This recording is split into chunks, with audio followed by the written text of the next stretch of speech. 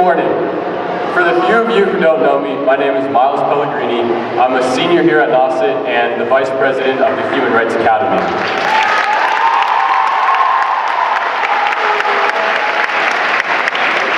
I wanted to give a quick shout out to the local police and fire departments who have worked very closely with us in setting this event up and for doing a great job in keeping our school safe.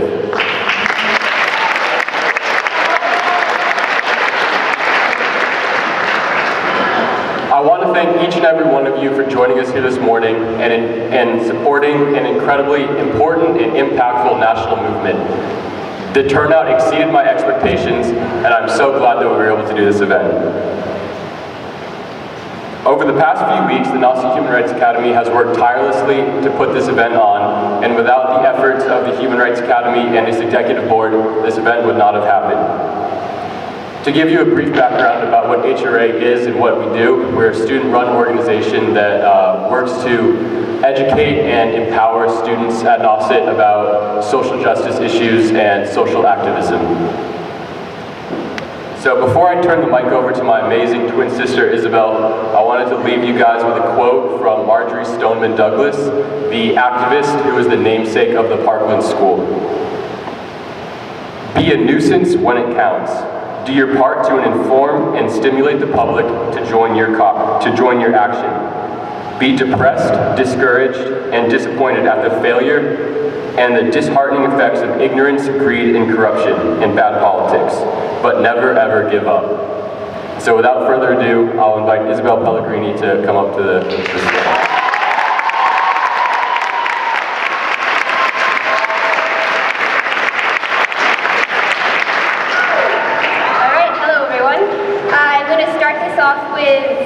Memorializing the students we lost in the recent shooting in Parkland, Florida. So first off, Alyssa Alhadef, 14, was a talented soccer player, a part of the local Jewish youth group, and is described as bright, caring, and a go-getter. Scott Beagle, 35, was the school's cross-country coach and geography teacher. He saved the lives of multiple students in his classroom, and for that he will be remembered as a hero. Martin Anguiano, 14, was described as a very funny, outgoing, and sweet kid. His older brother Miguel said he was deeply loved by all of his friends and family.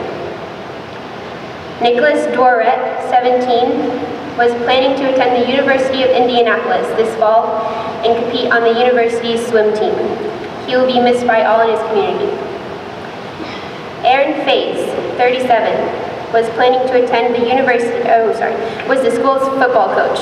He acted as a human shield to save the lives of students. He is described as a very kind soul, a committed coach, and a nice man. He died a hero. Jamie Gutenberg, 14, was described as charismatic and lovely. She will be deeply missed by her father, mother, and brother.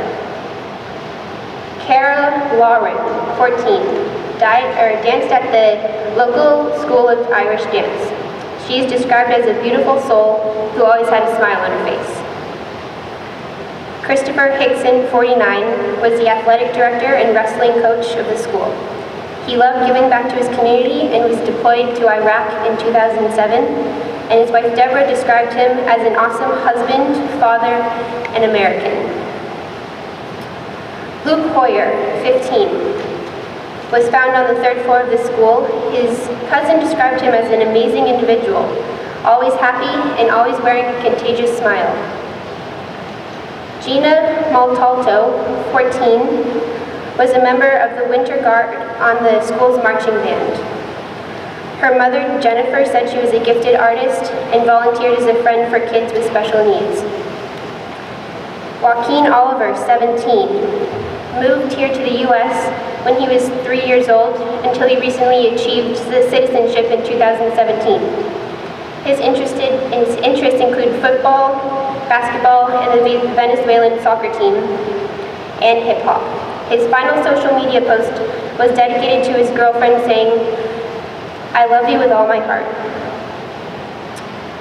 Elena Petty, 14, volunteered with her church, served in her high school's JROTC program, and traveled to help the victims of Hurricane Irma in Florida last year. Her family described her as a vibrant and determined young woman. Meadow Pollack, 18 years old, planned to attend Lynn University. Her family says, "Rest in peace, our beautiful angel. You are and forever will be loved." Helena Ramsey, 17, brought out the best in all who knew her. She was described as kind, smart, thoughtful, and witty. She also had a relentless motivation towards her academic studies. Alex Schachter, 14, participated in the school's marching band and orchestra. His family and his music teacher said he had a very bright future as a musician, and his father says he will be remembered as a sweetheart of a kid.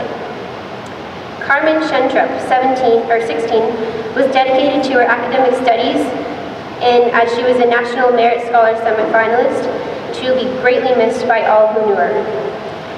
And lastly, Peter Wang, 15 years old, was a member of the school's ROTC program. His friends say that he was shot while holding a door open to allow fellow classmates to get to safety. He was described by his family and friends as a kind and deeply caring individual. So while we are struck with sadness at just the fact of these stories we're just starting, I hope that we can think about how this can apply to our own campus and how action needs to be taken to ensure that no one will be reading the names of any more students who are killed in school shootings. And now I'm going to hand that over to Ben Niggle. So if we can all just...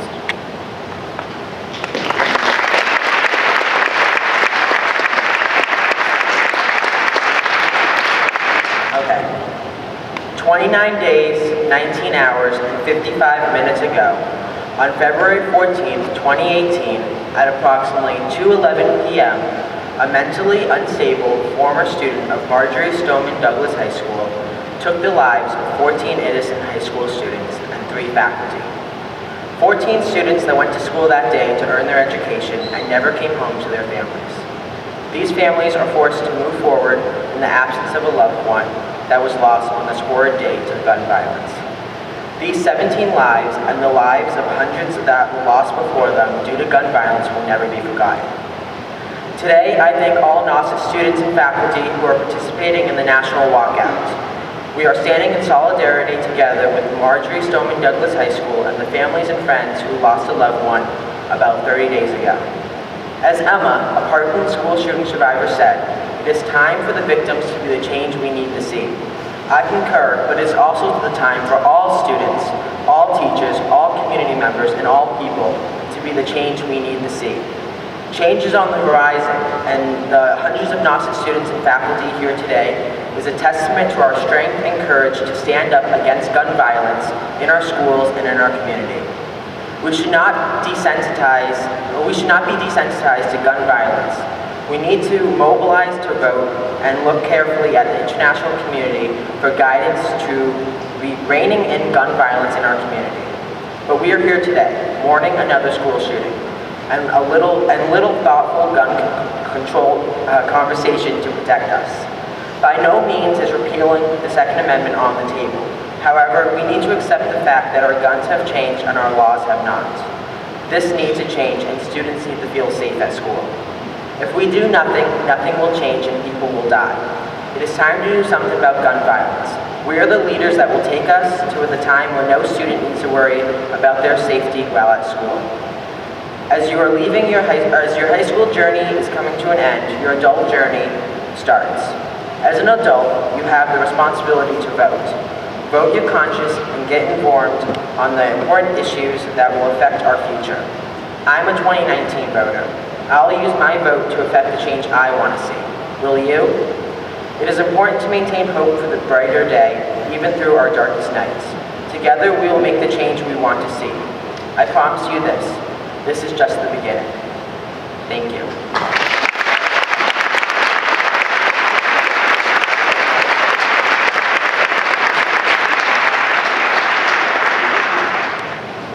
One month ago today, 17 precious lives were lost in the Marjory Stoneman Douglas High School in Parkland, Florida. Before February 14th, 2018, there are still all too many cases of fatal gun violence within schools. Today, we are here together to stand in solidarity with the survivors of the Parkland school shooting, who are standing up and truly demanding the change that is evidently essential. Today, we offer our thoughts and condolences for the victims and their loved ones, but just as importantly, or if not more importantly, today we are beginning to take action and join in a national movement. Those who were lost in the Parkland shooting and in so many other brutal and senseless massacres exemplify how insufficient thoughts and prayers really are. Inaction is not only disrespectful to the families of those who were killed in past shootings, but also dangerous to students and our families today. As such, I hope each one of you takes pride in participating in the National School Walkout, for this is the beginning of a new trend in American politics. Our generation is one of endless possibilities, and we owe it to ourselves and to our country to embrace these possibilities wholeheartedly and passionately. We deserve a future in which it is possible to go to school every day without fear or feelings of uncertainty. We also deserve a future in which every voice is heard and valued. So until we collectively demand and create the change we know to be self-evident and undeniably necessary, the status quo will remain the same. There is a time when inaction is no longer an option, and that time is now. As a student body, now more than ever is the time to unify ourselves and embrace a future with one common goal that transcends any preconceived barrier: life, liberty, and the pursuit of happiness. Universal values upon which our country is fundamentally dependent, and now is the time to guarantee that right for everybody. Pointedly, this includes the right for every student to be educated in a safe and supportive environment which is unjustly threatened by the policies that have allowed gun violence to threaten schools. I am 18 years old. In our lifetime, extraordinary achievements have been made. The smartphone was invented, the internet was revolutionized, SpaceX launched the world's most powerful rocket in history, and the human population has exceeded the population of 7 billion people. However, in that same amount of time, in 18 years, there have also been more than 130 school shootings at elementary, middle, and high school levels. And there has been at least 58 others at colleges and universities. In this year alone, there have been at least 7 school shootings, proportionally equating to more than one every week. Although we have grown up amidst code red drills and tragedies such as that of Sandy Hook and now Parkland, we cannot allow ourselves to be desensitized to the situation at hand. These are not just statistics. These are precious lives that has ended all too soon. These are not distant threats that are incapable of happening here at Nauset. They now feel very real to every student in America. The upward trend we've seen in gun violence in schools cannot be normalized, and what's more important than anything else is the fact that we have the power and the responsibility to change that. After the fatal mass shooting in Columbine High School in 1999, which left to 13 individuals dead, thousands of Americans rallied together to call for immediate legislative action that reformed the policies that failed that community and evidently so many other communities as well. 19 years later, and we are still mourning the continuous and senseless loss of students, teachers, and coaches at the hands of gun violence on campuses. 19 years later, and we are still left with infuriating inaction in the aftermath of school shootings. This inaction on behalf of Congress is morally and politically unacceptable, and together we can contribute to a message that Congress can no longer ignore. Though the Massachusetts legislature has stricter gun control compared to that of any other state, we still have the responsibility as students of America to call for more prevention and more protection. Though the situation itself is grim, I nevertheless hold tremendous hope for the future. I do believe that we can be the generation that reverses this trend, but that's going to take mass mobilization on behalf of every student on this campus and every other campus around the country. It's going to take education, advocacy, conversation, and collaboration. We must use the power of the polls to bring about real change in the policies that allow for violences to repeatedly strike U.S. campuses. 18th century laws cannot effectively regulate 21st century weapons, so we must change and we must evolve. Too many families are forced to move forward in the absence of a loved one that was lost to gun violence. However, if each of us votes consciously and intentionally and consistently, we can prevent any more families from experiencing that kind of pain. At first, I believed that this event was not political. However, that was a mistake. I was wrong. This event, both right here and all around the country, is to its very core a political statement. It will take political action and mobilization and change to prevent this trend from continuing any farther. We turn to politics to make never again actually mean more than just a catchphrase and actually result in more than just thoughts and prayers. Yet I passionately believe that this does not have to be partisan. Because if anything has been made clear in the national gun control debate, it's that something must change. And to bring about change means to bring together different political ideologies. This starts within all of us. Dismissing others based on any specific belief is no longer acceptable because every American must take part in this conversation. This movement transcends partisan politics. Our generation is now faced with the responsibility of crossing the barriers that partisan politics has created. So no matter how you identify politically, your stance on gun control, bump stocks or the Second Amendment, in your right to gun ownership from Massachusetts to Montana, we all have a voice in the conversation to make schools a safer place for all. On this, we must mobilize, and on this, we must all agree.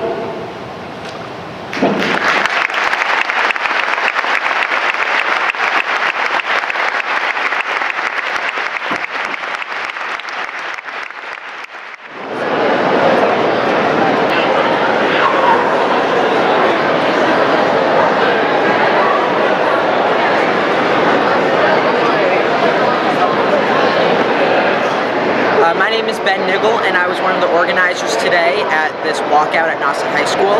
I think it went really, really well. We had a great participation from the faculty and students here. We filled the bleachers. It was really great to see. I had a great time doing my speech, and I'm very thankful for the Nauset administration for letting us do the walkout just 2 days after we came back. Thank you. So we've organized this event for today, and overall I think it was more turnout than I could have possibly imagined. We filled the bleachers, which is incredible, and I think we had a really good support. People brought their own sizes, which is a good show of support, and I'm really happy with how this went. I think that it definitely generated a conversation on campus that is really important for us to have, so overall I think it was a success.